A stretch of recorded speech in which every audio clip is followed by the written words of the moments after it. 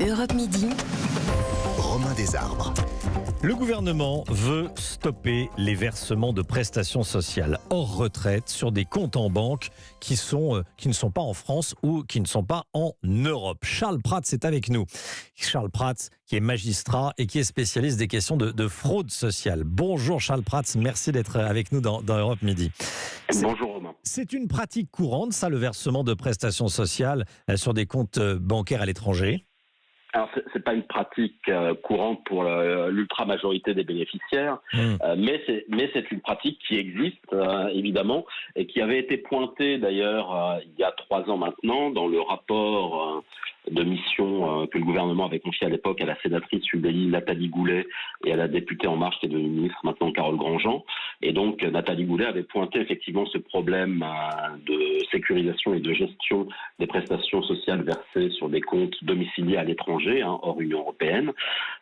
Et donc, une des propositions de ce rapport, c'était de mettre fin à ces paiements sur des comptes étrangers et donc d'obliger les bénéficiaires des prestations sociales à avoir un compte ouvert en France ou en Europe pour pouvoir y verser les prestations sociales. Pour une raison toute simple, c'est que ça rajoute le contrôle bancaire, d'ouverture de compte, etc., au contrôle des organismes de protection sociale qui n'est pas très élaboré, vous le savez. Et donc, ça permettait de rajouter une sécurité. Mais c'est pas nouveau. Si vous voulez, quand j'ai découvert... On parle de quelles prestations, là ? On parle de toutes les prestations. Oui. Alors bien sûr, les retraites. Vous pouvez être un travailleur étranger qui est parti percevoir, qui est rentré chez lui et qui perçoit sa retraite dans son pays d'origine. Il y a des retraités français aussi, par exemple, qui habitent au Portugal, etc., qui perçoivent leur retraite dans le pays où ils habitent. Oui. Donc ça, il y a pas de sujet. Mais on pouvait assister à des versements d'autres types de prestations sociales, allocations diverses et variées, qui elles sont soumises à condition de résidence effective en France.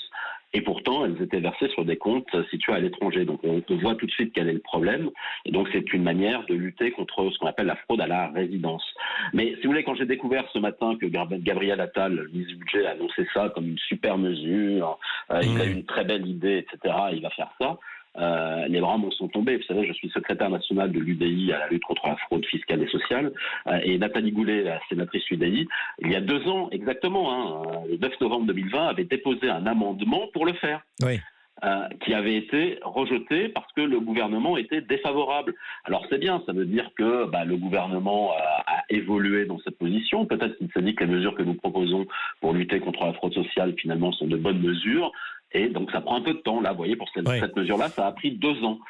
Mais c'est une mesure qu'on propose depuis des années, auquel le gouvernement s'est toujours opposé. Et là, comme par hasard maintenant, tiens, peut-être que ce ne serait pas une mauvaise idée. Mais ça veut dire qu'aujourd'hui, par exemple, une aide comme l'APL, l'aide au logement ou le RSA peut être versée à des personnes qui vivent à l'étranger? Alors, légalement, non, puisqu'elles n'ont pas le droit de le percevoir si elles vivent à l'étranger. En revanche, ce qui se passe, c'est que le compte bancaire qu'elles déclarent, le RIB qu'elles donnent, peut être situé à l'étranger. Et alors, en plus, on a d'autres phénomènes de fraude. Vous savez, c'est les faux RIB, et donc avec des échanges de RIB, etc., et donc des escroqueries qui sont menées. D'ailleurs, la Cour des comptes a un petit peu tiré les oreilles des organismes sociaux en leur demandant de faire ces vérifications des relevés d'identité bancaire, parce qu'en fait, il y a beaucoup d'escroqueries qui interviennent là-dessus. Et donc, d'avoir des comptes bancaires ouverts en France, ça permettrait d'avoir un contrôle de cohérence plus facile avec le fichier des comptes bancaires français pour vérifier si Monsieur Pierre Dupont, qui est censé être le bénéficiaire de la prestation, l'argent est bien versé sur le compte de Monsieur Pierre Dupont et pas un autre compte avec un RIB falsifié, etc. Vous réagissez au 39-21 à ce que vous entendez. On est en ligne avec Frédéric qui nous appelle d'Arcachon. Bonjour Frédéric. Bonjour et merci de me prendre à l'antenne. Merci à vous d'être avec nous. Qu'est-ce que vous en dites, vous? Vous dites que c'est une bonne décision que d'interdire le versement des prestations sociales sur des comptes bancaires non français je vais prendre un petit peu européens. Ce qu'a dit M. Prat, que j'aime beaucoup d'ailleurs, j'ai appris beaucoup de choses dans ses ouvrages. Le gouvernement, très bien. La moindre chose qu'on peut faire pour éviter la fraude, c'est bon à prendre. Donc, cette mesure, elle est bonne à prendre. Et ce qu'il y a, c'est qu'il y a aussi, je dirais, il faudrait peut-être pousser un peu plus loin, que ce soit qu'un début, parce qu'il ne faut pas s'arrêter simplement à ça. Il y a aussi le problème intérieur de fraude intérieure. Mais je dirais aussi, le problème des retraites, c'est un petit peu embêtant parce que, rappelez-vous, c'est pas très vieux nous parler de tous ces centenaires algériens. Je sais que l'air est très bon là-bas, mais on sait très bien ce qui se passe. Alors, je ne sais pas si notre Première ministre Alors, a la réussi à retraite, c'est négocier autre quelque chose, chose. parce que la retraite, on cotise et ensuite on a un droit. Et après, on Voilà. vit sa retraite là où on veut. Heureusement, on est libre. La retraite, c'est totalement autre chose. Hein. Ce qu'il y a, il y a aussi le problème, justement, mais au décès, on n'est pas au courant. Les 3 quarts des caisses de retraite ne sont bien souvent pas au courant des décès. Les services consulaires vous signent Ah oui, des n'importe quel retraites papier. versées à des personnes qui sont plus de ce monde. Qui sont oui. décédés, Bon, bien sûr. oui. Bah oui, ça, il y en a. Et puis alors, il y a tout ce problème de fraude, carte vitale et tout ça. Bon, je pense. Alors, c'est bien que le gouvernement prenne ça, c'est bien. Au moins, bon, on avance un petit peu, si vous voulez. Hein. Mais je crois surtout qu'il faut aller plus loin. Il faut aller plus loin. Charles Prats, Ah oui. qu'est-ce que vous en dites ?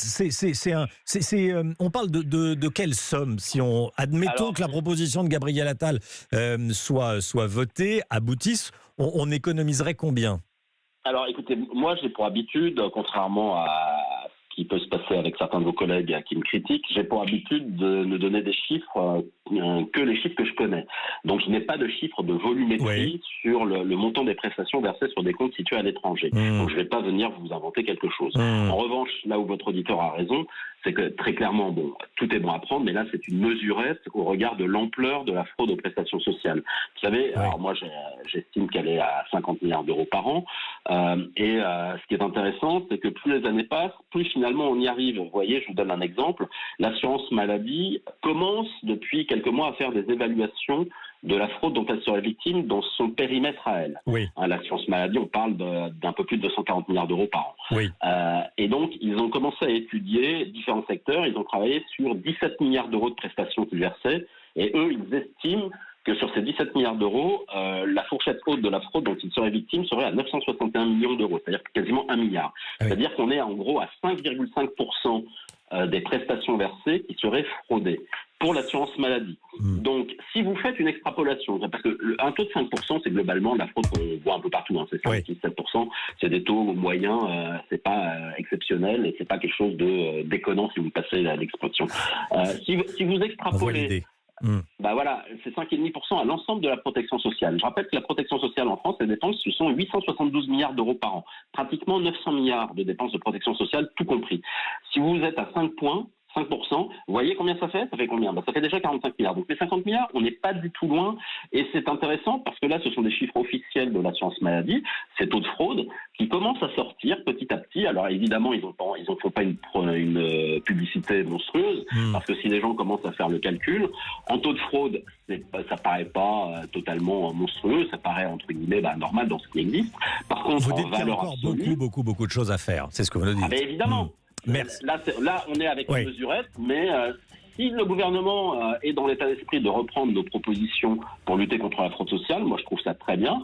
Et donc j'attends qu'on bascule enfin sur, par exemple, la sécurisation biométrique de l'identité sociale pour mettre fin au scandale du fait qu'on ait 75 300 000 assurés sociaux pris en charge en France pour 67 millions d'habitants. Merci beaucoup d'avoir été en direct avec nous et merci à Frédéric qui nous a appelé d'Arcachon. Charles Prats, auteur du livre Le cartel des fraudes.